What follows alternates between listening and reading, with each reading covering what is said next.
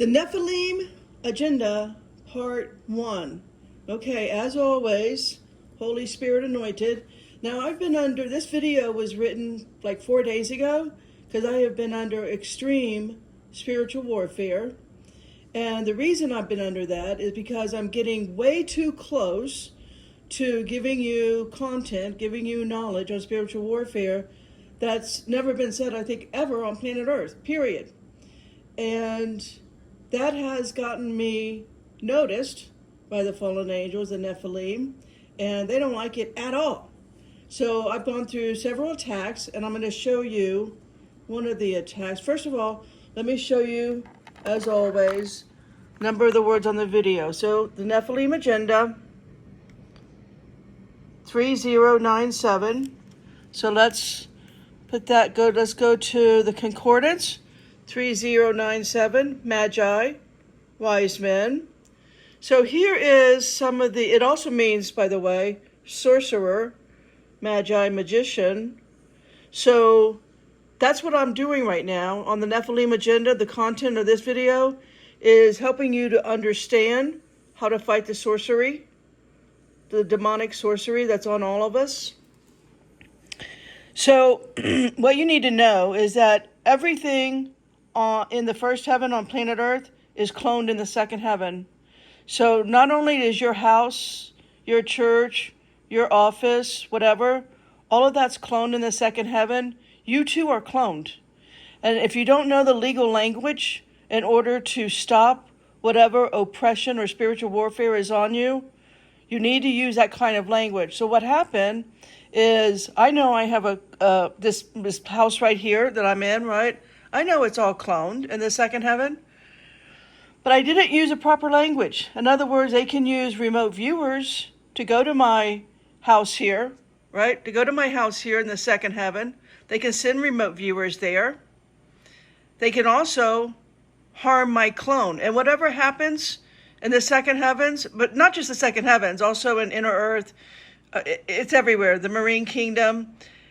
If I don't go and use legal language, they will harm my clone, and whatever happens to my clone happens to me. So in real time, as I'm putting together this video, I started being burned right here. That's a picture of my arm. I was watching my arm being burned, which my guess was they were trying to put some type of brand on me. And I had to quickly stop and understand that my clone in the second heaven, in my house in the second heaven, was being burned. And I knew what to pray. I knew how to fight it. And I stopped it. So today, here is my arm. It's getting less. It's not as bad, right? It's healing. Now, I was told by Holy Spirit that I would not be scarred by this. I have lots of scars from my clones being, well, from me physically, really, but after the physical stopped 5 years ago, then they go to my clone. So anyways, it's real spiritual warfare. It happens, guys. It really happens. Okay, let's get to the video now. So anyway, I'll explain to you when I get to this part of the video of what I was writing, and when they sent a remote viewer in to try and find out what I was up to. And once I prayed and got the remote viewer out of here, they started burning my clone. So I'm starting this with Jeremiah 33:3 for a reason, because this is my prayer. This is what I say every day. You know, my contribution at this point, I can't really go out to visit the orphans and the widows, right? I'm kind of here in my cave. I can't really move around that much right now. I'm working on it. So my prayer is found in Jeremiah 33:3. Call unto me, and I will answer thee, and show thee great and mighty things, which thou knowest not. That's what I want to see. Even if it requires a burn on my arm, I want to know what they're up to. I want to know the great and mighty things, that is, the evil that they have on us humans. Now, throughout this video, I'm going to be calling the Nephilim, either the Nephilim or the custodians, because that's really what they are. Here on 3D planet Earth, they are our custodians. I got that term from Charles Fort. That's what he called them when he started writing his books in 1863, or right around there. So this is ancient, and it was released, right? You guys know this, during the days of Noah. When Noah was building the ark, and the ultimate plan has always been from the watcher angels, the 200 fallen that in Genesis 6 that took wives, mated with them, created offspring, right? That offspring, the fallen angels are the Nephilim, their offsprings are the Rephaim. Okay, but always the plan was, the only plan, was to defile and corrupt the human genome. Why? To destroy God's kingdom of real humans. Now today, we do not see them as giants. That's what they were during the days of Noah. Why? It's because they need to hide in plain sight. So rather than assume their original size for now, they will assume their original size. But today, what is today? Today is June 10th, 2025. Today, right, their spirits can simply occupy a regular human. Now, they call that their host body. They operate just like demons. However, they are far more sinister. I know this is true, and I know this is Holy Spirit anointed because of the burn on my arm. All right, they went to great lengths to attack me because they don't want you to know this. So if you think this is fantasy or sci-fi, I've got a burn on my arm to prove I got their attention. I wanted to get their attention. No, I didn't enjoy my arm being burned, but it's okay. They can't do that much harm. I know how to fight it. I know how to pray it. I stopped it. I intervened. I'm only saying that not because of me, but to say you as a human, a real human made of God, anointed by the Holy Spirit, you have the authority. So everything I'm saying is not fear-based. This is not fear-mongering. I'm telling you, you've had the authority. And more of this is going to be happening. Because I can see the narrative, the Nephilim narrative is playing out on the center stage right now in the Oval Office. I see an ongoing Nephilim narrative playing out. They're not creative, nothing new under the sun. Their tactics never change. That's what you need to know. So they assume, again, a host body. They operate just like demons. They are far more sinister. If you have a Nephilim spirit that occupies humans, is far worse than a demon. A demon is low-ranking, very low-ranking compared to a Nephilim or a Rephaim. We need to become very aware of this because the days of Noah are here. It's the final countdown. The cycle is coming to a close. A new aeon, a new era, a new age will begin. Not in yours and I lifetime, but certainly in your grandkids for sure. You need to teach them before you leave planet Earth what they will be dealing with. So the deal is they run this world. In what we think of as the humans running this world. The spirit in the people running this world is not a spirit of a human. It is not holy. It is evil. It has an agenda. So anybody with any type of title, if they've got some type of title, whatever that title is, including school teacher, you can rest assured there is a Nephilim, Rephaim spirit in them. That agenda is being played out. However backwards and upside down, however hidden, is being played out. If you can have the ability to think like they do. If you understand them, you can fight them. The first to know is they are not creative, like I've already said. They have not changed since the days of Noah. Now, what the Bible tells us about them is our first intro, like I've already said, in Genesis 6 and other videos. Genesis 6 happened. Then the flood happened. But they reemerged, right? In one example, one of our Bible story tells us, they reemerged through Rebekah and Isaac, twin boys. You know them as Esau and Jacob. Let's read what God tells Rebekah on this situation. Genesis 25, 23 and 25, 23 to 25. And the Lord said unto her, 2 nations are in thy womb. 2 manner of people shall be separated from thy bowels. And the one people shall be stronger than the other people. And the elder shall serve the younger. And when her and when her days to be delivered were fulfilled, behold, there were twins in her womb. You got to understand, twin is the same thing as clone. Everything is cloned. Everything is twinned. And the first came out red all over, like a hairy garment, and they called his name Esau. So here we go.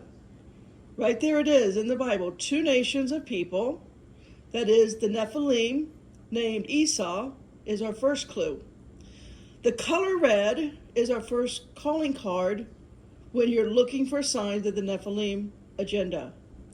Now in verse 25, Esau, which is the number in the Concordance 6215, that means hairy.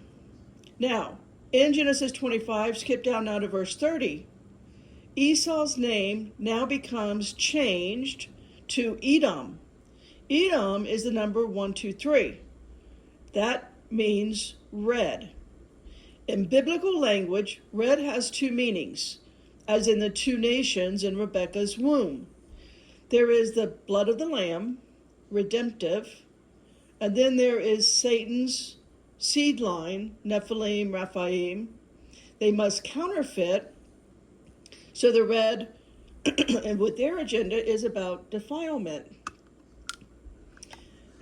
So Satan's seed line, we can read about that, what they want to do with their custodian religions. Right? Every religion serves Satan, period. I don't care which one it is.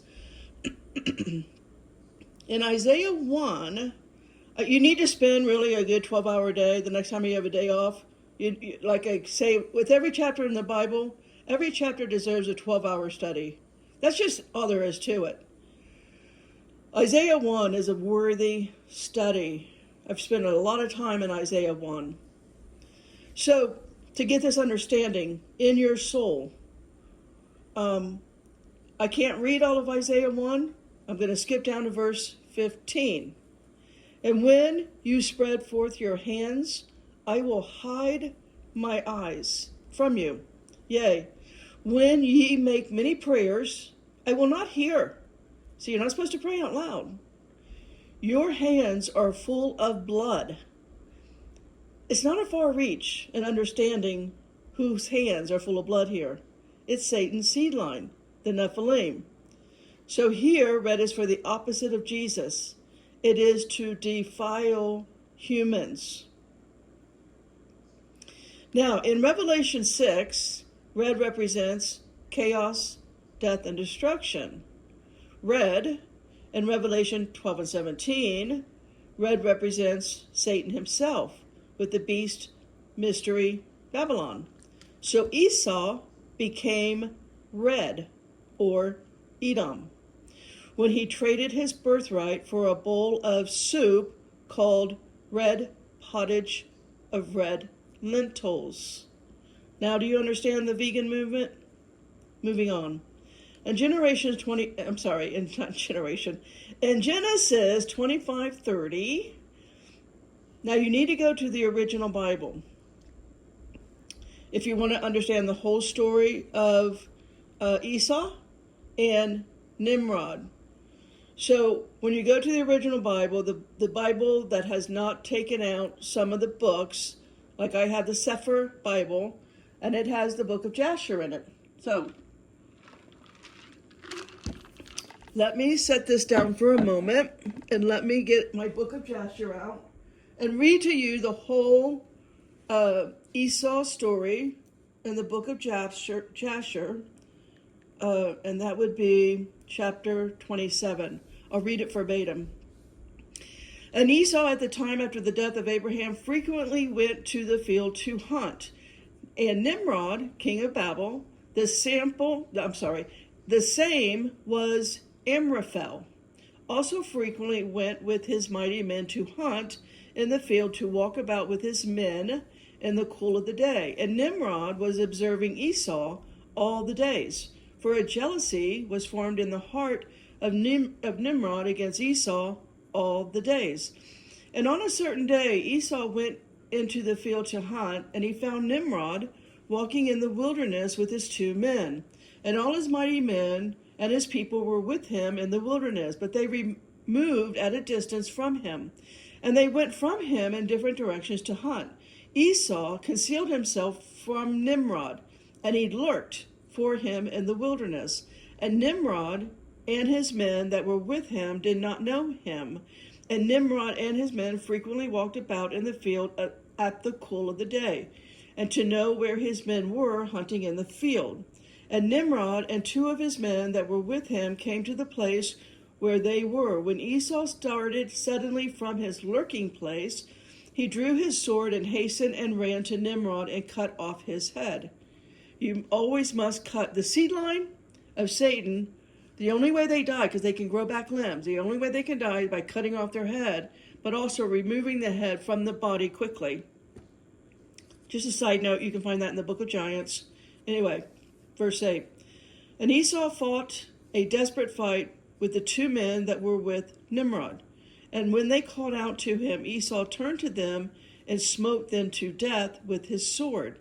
And all the mighty men of Nimrod, who had left him to go to the wilderness, heard the cry at a distance, and they knew the voices of those 2 men, and they ran to know the cause of it. When they found their king and the 2 men that were with him lying dead in the wilderness, and when Esau saw the mighty men of Nimrod coming at a distance, he fled, and thereby escaped. And Esau took the valuable garments of Nimrod. Okay, can I pause here for a moment? If you read the story of Adam and Eve, you know that Ham took Adam's. So Ham had possession of Adam's clothing. Adam's clothing was taken on the ark, and that had Adam's clothing was given to him by God. That had supernatural components to it. They were able to use those garments for sorcery. And so Ham, once the ark landed, gave it to Cush, and Cush, his son, gave it to his son Nimrod. So now Esau now has what was on the ark, the valuable garments of Adam. Esau now has. It's really important. If you want to understand sorcery and how to fight it, you've got to be able to follow all these stories. You've got to go to the books that were taken out of the Bible for a reason. All right, back to Esau. Esau took the valuable garments of Nimrod, which Nimrod's father had bequeathed to Nimrod, and which Nimrod prevailed over the whole land, and he ran and concealed them in his house. Esau took those garments and ran into the city on account of Nimrod's man, and he came unto his father's house, wearied and exhausted from fight, and he was ready to die through grief when he approached his brother Jacob and sat before him. And he said unto his brother Jacob, Behold, I will die this day. And why then do I want birthright? And Jacob acted wisely with Esau in this matter, and Esau sold his birthright to Jacob, for it was brought about by the Lord. Esau's portion in the cave of the field of Machpelah, which Abraham had bought from the children of Heth for a possession of a burial ground, Esau also sold to Jacob. Jacob bought all of this from his brother Esau for a value given. Jacob wrote the whole of this in the book. He testified the same with witnesses, and he sealed it. And the book remained in the hands of Jacob. And when Nimrod, the son of Cush, died, his men lifted him up and brought him in consternation, buried him in his city, and all the days that Nimrod lived were 215 years, and he died. And the days that Nimrod reigned upon the people on the land were 185 years. Nimrod died by the sword of Esau in shame and contempt, and the seed of Abraham caused his death, as he had seen in his dream. And at the death of Nimrod, his kingdom became divided into many divisions, and all those parts that Nimrod reigned over were restored to the respective kings of the land, who recovered them after the death of Nimrod, and all the people of the house of Nimrod were for a long time enslaved to all of the other kings of the land. In part 1, Potter out.